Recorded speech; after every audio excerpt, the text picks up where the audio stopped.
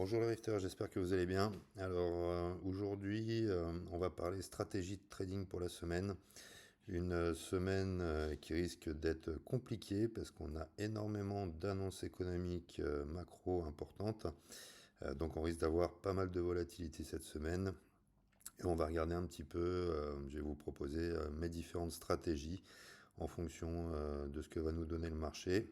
Alors la première chose qu'on peut remarquer, c'est que on est toujours plus ou moins empêtré dans cette espèce de range là qui dure maintenant depuis le mois de juillet, où on vient faire des prises de liquidité hautes, des prises de liquidité basses, mais on n'a pas vraiment de structure qui nous donne le sens.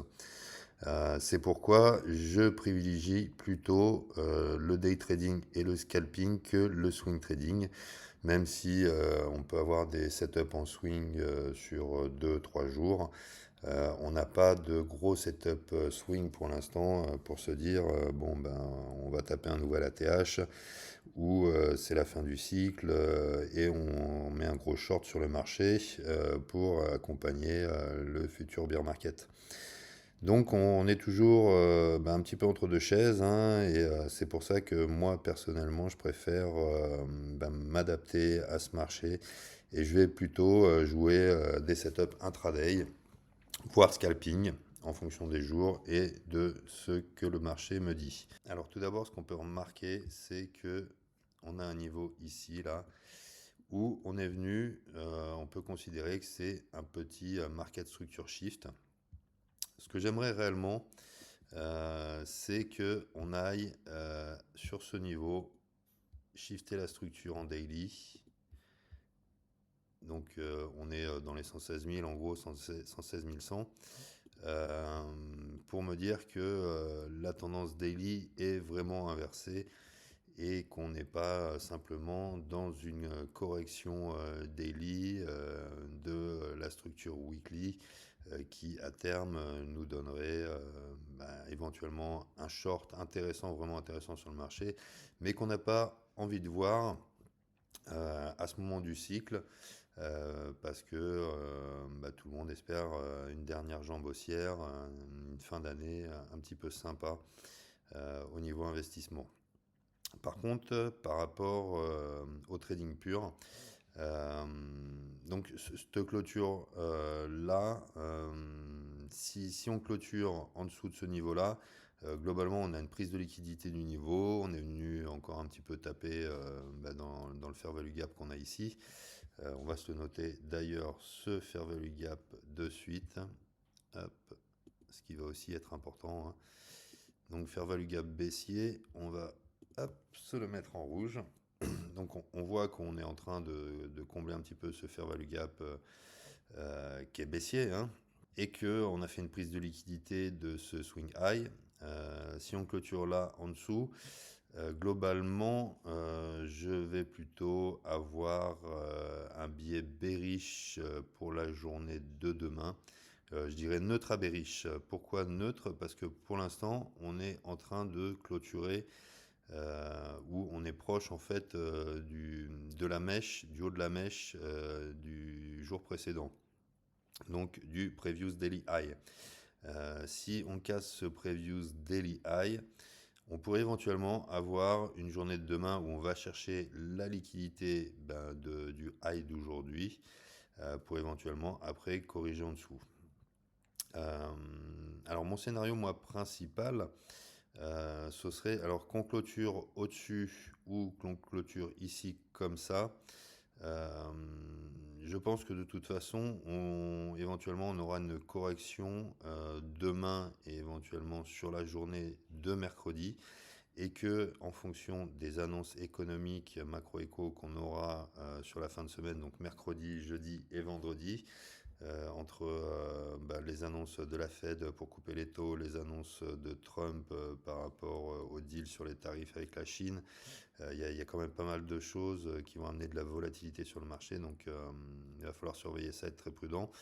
Euh, je pense que ces annonces seront bonnes, donc devraient nous amener quelque chose de plutôt intéressant et haussier sur le marché. C'est pourquoi je m'attends plutôt demain à une journée baissière. Alors j'ai un biais sur le daily qui serait plutôt neutre à baissier. Donc il faudra voir un petit peu ce qui se passe sur la session asiatique et à l'ouverture de Londres. Si à l'ouverture de Londres, on a une manipulation pour prendre la liquidité haute de l'Asian Range, à ce moment-là, on pourra se dire qu'on va avoir une correction. Et on a quand même des zones intéressantes à aller corriger pour repartir haussier. Ça, ce serait mon scénario numéro 1. Donc en fait, hop, on va se les noter. Donc déjà, on a toute cette phase d'imbalance là à aller retester. On va se la mettre en vert. Et on a également une zone d'order block, alors qui n'est pas forcément très propre en daily puisqu'on a cette grande mèche. Je vais prendre l'ensemble des deux corps là, de ces deux bougies là au niveau de l'order block. Donc on voit que sur cette impulsion ici, on a notre 0,5 qui est à ce niveau-là et on ira voir après en lower time frame, il y a des choses intéressantes à aller retester à ce niveau-là, donc en gros dans les 111 500. Et en dessous, on a les 0,618, donc à peu près dans les 110 500, où on a notre zone OTE qui serait vraiment très intéressante à aller chercher. Ce qui fait que pour la journée de demain, on pourrait avoir des entrées en scalping pour aller chercher ce niveau ici des 0,5 de Fibonacci, éventuellement des entrées un peu plus intraday pour aller chercher jusqu'aux 110 500. Je ne suis pas forcément à me dire qu'on ira rechercher ces 110 500. Mon scénario numéro 1, ce serait plutôt d'aller chercher les 111 500 avec les 0,5 de Fibonacci pour repartir. Ça, ce serait, on va dire, mon scénario le plus bullish. Donc en gros, ce serait up de la clôture, venir chercher ça, up pour ensuite aller chercher, pourquoi pas, un nouvel ATH en fonction des annonces macro-éco qu'on aura sur la fin de semaine. Globalement, pour ma semaine, on va dire que je suis plutôt neutre à bearish, on va dire jusqu'à fin de semaine. Fin de semaine, en gros, c'est demain et mercredi, en fonction du début des annonces mercredi, jeudi et vendredi. Ce qui serait bien, c'est d'aller rechercher ce niveau d'ici mercredi pour pouvoir ensuite aller chercher du long sur la fin de semaine et éventuellement aller chercher un nouvel ATH avec pourquoi pas un petit swing sur quelques jours qui irait chercher l'ATH. Donc ça, ce serait vraiment intéressant. Et du coup, mardi et mercredi, je serai plus dans des sessions intraday et scalping. Donc ça, ce serait mon scénario plutôt bullish sur Bitcoin. Maintenant, j'ai aussi un scénario un peu bearish et il va falloir le prendre en compte. C'est que avant les annonces économiques, on aille chercher notre fair value gap, on aille le combler et on a également sur ce niveau un order block qui pourrait nous donner justement une réaction baissière, un rejet sur ce niveau-là, donc en gros sur la zone des 121, on va dire entre 119 et 121. Si on va rechercher ce niveau directement et qu'on a un rejet ici, on pourra avoir un swing en short à aller chercher. Mais c'est pas forcément le scénario qu'on veut voir parce qu'après, niveau temporalité, et si en plus on a des annonces qui sont bonnes, qu'on va juste chercher ce niveau et qu'on a un rejet sur ce niveau, c'est pas quelque chose qui nous ferait réellement plaisir au niveau investissement. Par contre, effectivement, on aura peut-être un short à jouer pour aller rechercher des niveaux assez bas. Si on se remet sur ce niveau, qu'on a par exemple une entrée à peu près dans cette zone-là, on met notre stop loss au-dessus de l'order block et globalement, le niveau à aller chercher pour moi, ce serait les 98 000. Donc 98 000, on aurait un RR d'un peu plus de 8 sur ce short en swing. Donc on aurait un beau short, certes, mais ce ne serait pas forcément quelque chose qui nous ferait réellement plaisir pour l'investissement. Par contre, effectivement, on aura quelque chose éventuellement de très intéressant sur un rejet, là, sur ces 120 000, 121 000. À aller chercher, ça serait plutôt sympa au niveau du short, mais beaucoup moins sympa au niveau de l'investissement. Donc ça, ce serait mon scénario, plutôt bearish, scénario numéro 2. On va repartir sur notre scénario numéro 1. Donc scénario numéro 1, comme je vous le disais, sur la journée de demain et éventuellement de mercredi, aller chercher de l'intraday ou du scalping pour venir rechercher ce niveau, qu'on va aller voir maintenant en 1 heure. Hop. Sur le 1 heure, donc, vous vous souvenez que ici on a notre niveau D0,5 de Fibonacci, premier niveau à aller chercher, et que en dessous on a notre niveau D0,618 à aller chercher. Au niveau de notre 0,5 de Fibo, ce qu'on voit, c'est que ici on a des bougies de displacement, on a vraiment une belle explosion, qu'on laissait un fair value gap ici, on a un beau bloc, un bel order block ici à venir rechercher.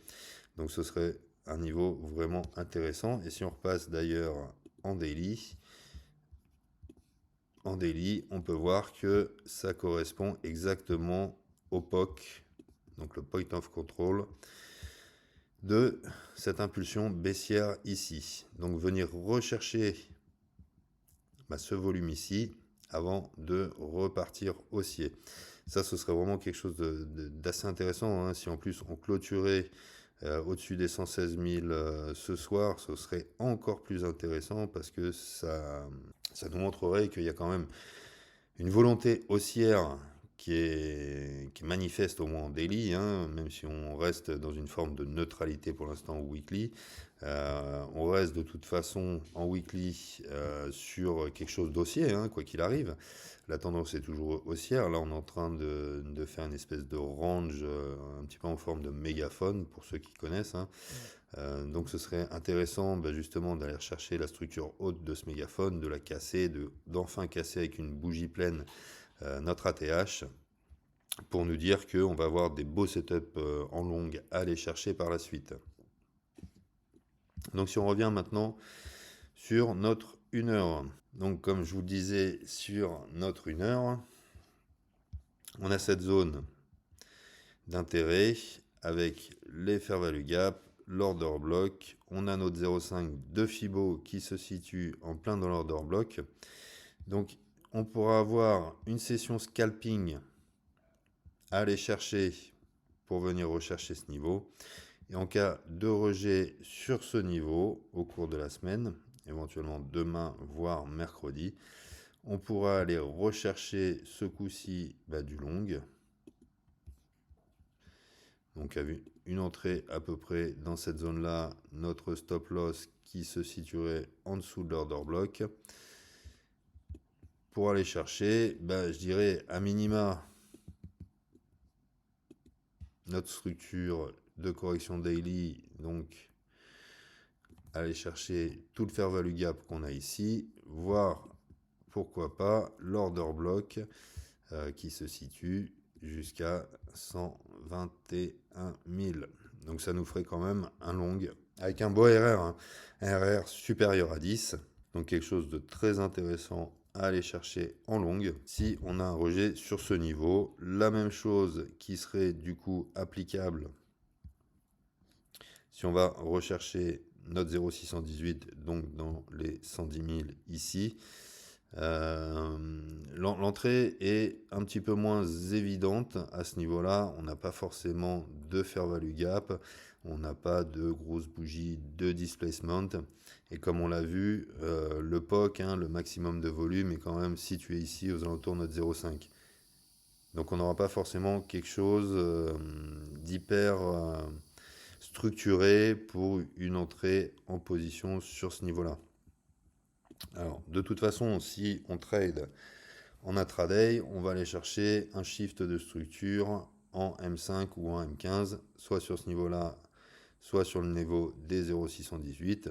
Donc on pourrait très bien avoir une mèche qui descend jusqu'au 0,618, qui vient clôturer à l'intérieur de l'order block, et ensuite notre shift de structure en M5 ou M15, auquel cas on pourrait trouver une entrée encore plus affinée sur notre shift de structure, après un retracement dans notre zone OTE, aller chercher l'order block M5 ou M15 avec le fair value gap M5 ou M15 après le MSS, pour pouvoir rentrer en position.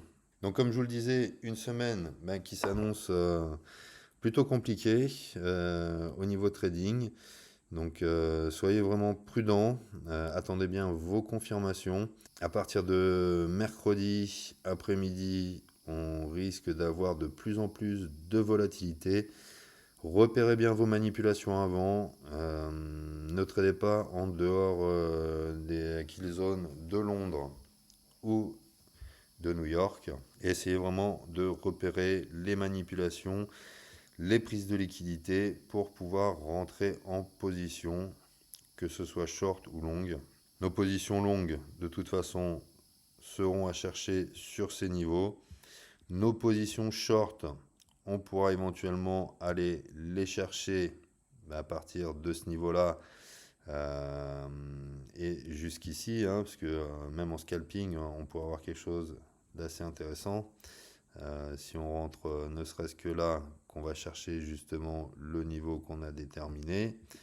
Hop, en ajustant notre stop loss au-dessus de l'order block. Donc là, c'est pas affiné, mais vous voyez qu'on serait dans un risque reward qui pourrait tourner aux alentours de 6-7 sur du scalping. Donc sur une structure en 1 heure, en affinant, en allant chercher notre order block en 15 minutes, notre zone OTE en 15 minutes. Et derrière, on affine en 1 minute pour pouvoir rentrer en position et aller chercher notre short jusqu'ici. Je vous souhaite bon courage pour cette semaine. J'ai essayé de donner au maximum ma vision stratégique pour la semaine après la clôture qu'on a eue au niveau weekly et la journée d'aujourd'hui. Donc soyez prudents, attendez bien vos confirmations et on devrait avoir des setups plutôt sympas avec de la volatilité sur la fin de semaine.